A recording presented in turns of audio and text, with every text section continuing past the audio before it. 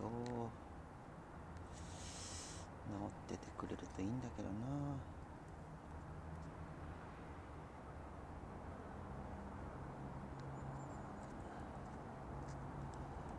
よいしょ。あれは一体どうして土地狂ったんだろうね。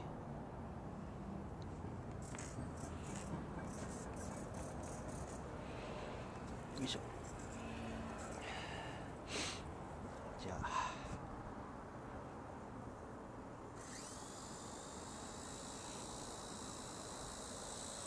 まずローターの回転とかも大丈夫そう。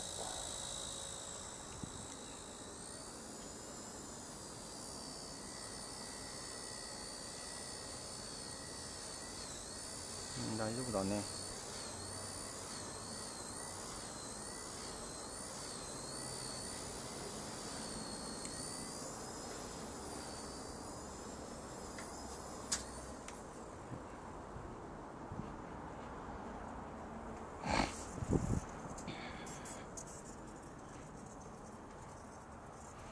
6軸3軸だとちょっとしんどいか。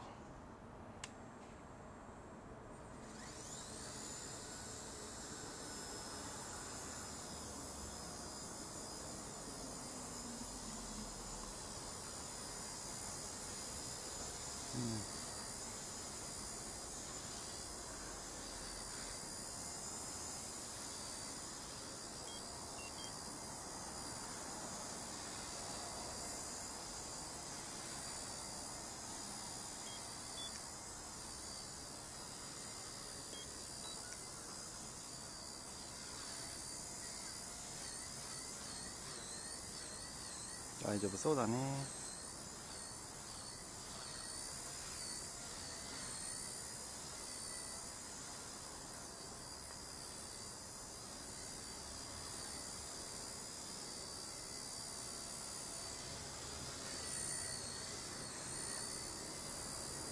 大丈夫だ。